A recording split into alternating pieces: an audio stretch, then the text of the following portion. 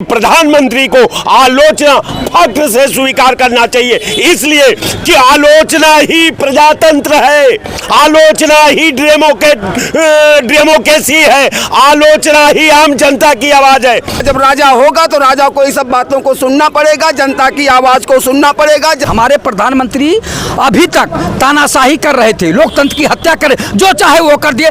केंद्रीय परिवहन मंत्री नितिन गडकरी ने कहा है राजा ऐसा होना चाहिए जो आलोचना झेल सके।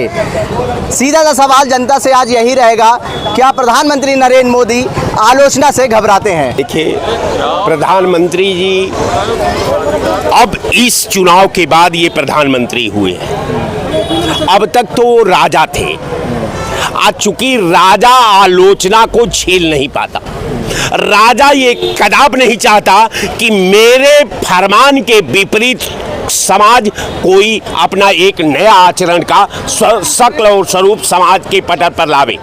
तो हम आपसे बस इतना कहेंगे इसमें कि मोदी जी को आलोचना तो होती है, हमेशा आलोचना, इतिहास आप देख लीजिए कि जिंदा कौम का आलोचना हुआ करती है, मुर्दा का कोई आलोचना नहीं करता।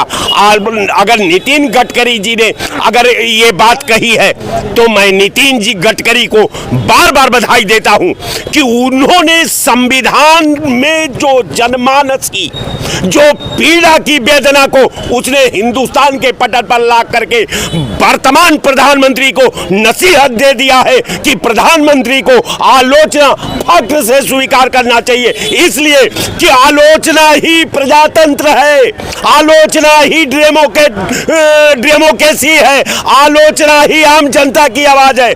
आप उसी का प्रतिनिधित्व करते हैं तो आपको उसको आत्मसात करना चाहिए, अपनी गलतियों को सुधार करना चाहिए, अब देश को नए तरकीब और नए चिंतन में दिशा देना चाहिए। ये प्रधानमंत्री का धर्म होता है। आज जो गडकरी ने जो सुझाव दिया है सरकार को, मैं उससे अक्षर सहमत हूं और इस पे जो है इस नेक सुझाव पर मैं गडकरी को बार बार बधाई देता हूं। सवाल है, क्या प्रधानमंत्री पद के लिए गडकरी अपने आप को उम्मीदवार पेश कर रहे हैं?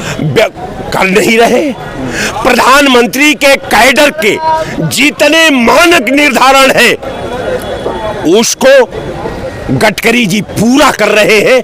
आज मैं समझता हूं कि गडकरी से बढ़िया पार्लियामेंटियल, अनुभवी पार्लियामेंटियल, आज योजना बनाने में माहिर पार्लियामेंटियल बहुत कम लोग भारत के सदन में हैं। इसलिए अगर उनकी बात आती है तो नितिन गडकरी में भारतीय जनता पार्टी और आरएसएस का बू नहीं है, उनको हर दल के नेता लाइक करते हैं। अब मैं भी उनको लाइक करता हूं। अगर वो प्रधानमंत्री के भाजपा बनाना चाहती है तो हम लोग वेलकम करते हैं, देश वेलकम करता है। जय हिंद। दादा, क्या प्रधानमंत्री नरेंद्र मोदी आलोचना से घबराते हैं? देखो, अगर राजा आलोचना से घबराएगा तो राजा तो है नहीं, जनता के द्वारा चुना हुआ एक सर्वोच्च अधिकारी है, राजा नहीं है। लेकिन अगर आलोचना से घबराया, नहीं सुना, समालोचनाओं का आदर नहीं किया, तो याद कर लो जो इंदिरा गांधी की हाल हुई और जो उन्हीं के सुपुत्र राजीव गांधी की हाल हुई, वो हाल हमारी और इनकी भी हो जाएगी। इसलिए सुनना पड़ेगा। एक ने इमरजेंसी लगाया तो उसी के साइडों ने मारा, दूसरा नहीं, जो अंगरक्षक है उसी ने पीट दिया। तो ना सुनने वाले की दशा खराब होती है, होके रहेगी, आगे भी होगी। अभी तक प्रधानमंत्री नरेंद्र मोदी क्या आलोचना से बचते नजर आए आपको? बिल्कुल कभी नहीं। देखो, मैं जब ये प्रधानमंत्री बने थे तो पहले मैं 29B में रहता था, यहीं अटल जी प्रधानमंत्री थे, यहीं आके बैठते थे, महीने में एक बार जरूर आते थे। और मोदी जी से मैं मिला था सन 16 में कुछ कारणवश, तो वो हमसे मिले। मैं साधारण कार्यकर्ता, ऐसा नहीं है। और अगर ऐसे होते तो सारी दुनिया पंचायत करने के लिए नहीं बुलाई होती। आज अमेरिका में गया है नोटों की पंचायत करने कौन? मोदी। ये सौभाग्य इस देश में अभी तक किसी को प्राप्त नहीं हुआ। कैसे देखते हैं प्रधानमंत्री, क्या आलोचना से घबराते हैं? जी, आलोचना से घबराते हैं। नितिन गडकरी ने सही कहा है और आलोचना से नहीं घबराना चाहिए। आपका सच्चा हितैषी वही होता है जो आपकी आलोचना करता है। जो मक्खन लगाता है वो आपका दुश्मन होता है, क्योंकि आपको सच्ची बात पता ही नहीं चल पाती है, तो आप उस पर काम ही नहीं कर पाते हो। आप खाली अच्छा लेते हो, इसी वजह से आप हार गए इलेक्शन। आज जो बलात्कार यहाँ पर हो रहा है उसके बारे में आप संज्ञान लो।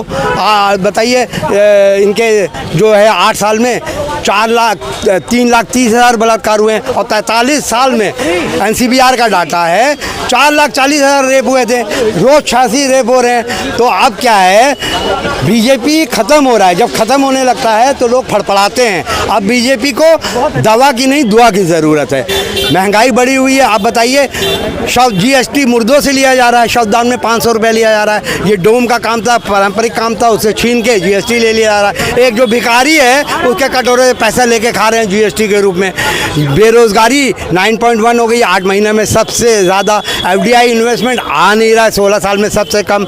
इस पर आपको काम करना होगा और ये तभी काम करेंगे जब आपको ये पता चलेगा। और आपकी गोदी मीडिया आपको ये बताती नहीं है। मैं आपको बताना चाहता हूँ, यहाँ पर बहुत रेप हो रहा है। यहाँ के दरोगा के साथ कल किडनैप हो गया, उसको देखिए। सारे काम देखिए, महंगाई कितनी बढ़ गई है। आप बताइए, आपका ट्रेन जो पटरी में चलना चाहिए था अब खेत में चल रहा है। 7 साल में 70 पेपर लीक हो गए हैं। इन सब में आपको ध्यान देना पड़ेगा, वरना यही होगा कि आप सिर्फ मक्खन जो लगाता है उसको प्रमोट करेंगे और वो आपके लिए बहुत बेकार चीज़ है। आपको आलोचना सहना ही पड़ेगा। जय हिंद, जय भारत। नितिन गडकरी में कुछ नैतिकता है। आलोचना से जो घबराएगा, यहाँ देश की स्थिति ये है, जो विदेश नीति साधेगा तो देश टूट जाएगा, देश साधेगा तो विदेश टूट जाएगा। नोट को साधेगा तो वोट चली जाएगी, वोट को साधेगा तो नोट चली जाएगी। और मोदी जी हमारे नोट आगे वोट पीछे, इसलिए मोदी जी की नोट तो बरकरार है लेकिन वोट खिसकती नजर आ रही है। इसलिए मोदी जी को हाँ ये चीज़ देखनी चाहिए कि वोट हमारी बरकरार रहे। मोदी जी कहते हैं नोट भी मेरी, वोट भी मेरी, ये नहीं हो पाएगा। नरेंद्र मोदी जी देश के प्रधानमंत्री हैं। ये इनको संयमित भाषा का प्रयोग करना चाहिए। दूसरे को तो बहुत कुछ कह रहे हैं, अपने को नहीं देख रहे हैं। कैसे बोला जाता है, कैसे कहा जाता है, वही सबसे सही है। तो गडकरी जी भी, मैं गडकरी से कहना चाहूँगा, आप डकार गए हैं, आप सब साफ कर गए हैं। हमारे देश से जितनी अच्छी अच्छी चीज़ें सुविधाएं थी सबको आप खा गए हैं। कुछ बचा नहीं हमारे देश में। अब क्या करोगे? अरे मोदी, अरे नरेंद्र, वो जो है गडकरी, जो कुछ बचा है ले जाओ, कुछ बचा नहीं है। अभी कल आप यहीं देखिए, लखनऊ में है, हजरतगंज में सड़क धंस गई। कैसे धंस गई, कहाँ से धंस गई, कौन धंसाया, इस पर कोई जवाब देगा? माननीय नितिन गडकरी जी ने जो प्रधानमंत्री जी के बारे में कहा वो सच कहा है और वास्तव में प्रधानमंत्री को आलोचना और विवेचना सुनना चाहिए, क्योंकि यही लोकतंत्र का जो है अच्छा स्वरूप है। कोई भी प्रधानमंत्री अगर जनता की आवाज़ को सुनता है, आलोचना में जाती है उनके बाद, तो उनमें सुधार करने का अवसर आता कि मुझसे कोई गलती तो नहीं हो रही। अगर कहीं गलती हो रही तो उसमें सुधार होना चाहिए, लेकिन उसको तानाशाह नहीं होना चाहिए। हमारे प्रधानमंत्री अभी तक तानाशाही कर रहे थे, लोकतंत्र की हत्या कर, जो चाहे वो कर दिए। कभी रात में आए तो नोटबंदी कर दिए, एक बैग कर देंगे, कभी आएंगे वो कर देंगे। ऐसा नहीं, एक गलत आरोप लगा रहे हैं, एक गलत आरोप लगा रहे हैं। भारतीय जनता पार्टी सब एक है। नितिन गडकरी जी ने वो बयान दिया है कि राजा, जो हमारे प्रधानमंत्री की विपक्ष वालों ने जो जो आलोचना की, जो जो शब्दों का उनके साथ व्यवहार किया है, और उन्होंने कुछ नहीं बोला है। उस पर नितिन गडकरी जी ने कहा है कि हाँ, राजा को ये सब सुनना पड़ेगा। जब राजा होगा तो राजा को ये सब बातों को सुनना पड़ेगा, जनता की आवाज़ को सुनना पड़ेगा। जनता को सही भी कहती, गलत भी कहती है, वो उसको सुनना पड़ेगा, उसके सुनने की क्षमता होनी चाहिए। कार्यकाल निकल गया, एक प्रेस वार्ता नहीं बुलाई प्रधानमंत्री ने। नहीं, प्रेस वार्ता सवालों से डरते हैं। नहीं, सवालों से, सवाल तो हर सवालें दे रहे हैं, 10 साल से तो सवालें दे रहे हैं, विपक्ष का सवाल दे रहे हैं, देश का सवाल कर रहे हैं, देश के सवाल का उत्तर दे रहे हैं, विदेश के सवाल का उत्तर दे रहे हैं। हमारे प्रधानमंत्री ये सारे सवालों का उत्तर ही दे रहे हैं देश को। कैसे दे रहे हैं? बिना प्रेस वार्ता के उत्तर दिए?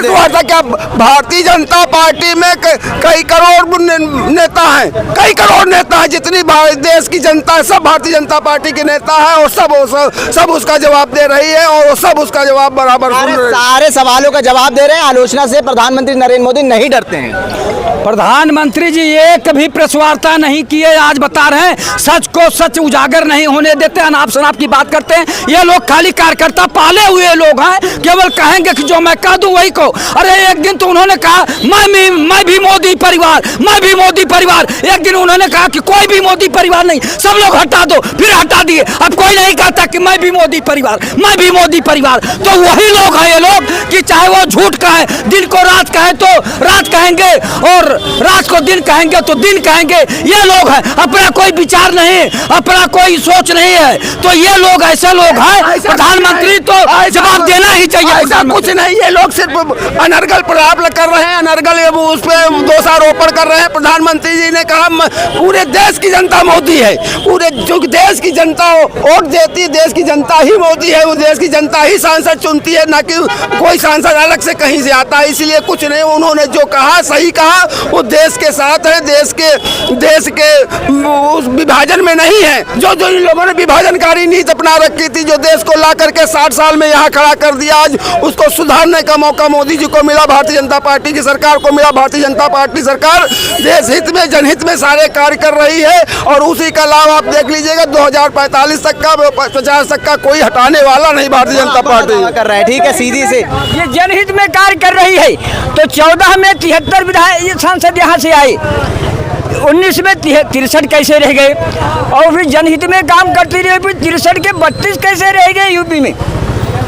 और जनहित में जनता के हित में ही तुम कर रहे हो, फिर जनता तुमको नकार क्यों रही है? 5 के 37 हो गए, 63 के 32 आ गए, ये क्यों? तो जैसे उनकी घटती शुरू हुई थी, ऐसे इनकी भी घटती शुरू है। तो क्या अब सरकार नहीं बनेगी भाजपा की? सरकार भाजपा की कैसे बनेगी? भाजपा की सरकार बनने का सबसे बड़ा इसी साल बना मंदिर, राम मंदिर। तो वहाँ पर तो देखते थे राम मंदिर बदलो, तो जो वहीं से क्यों हारे?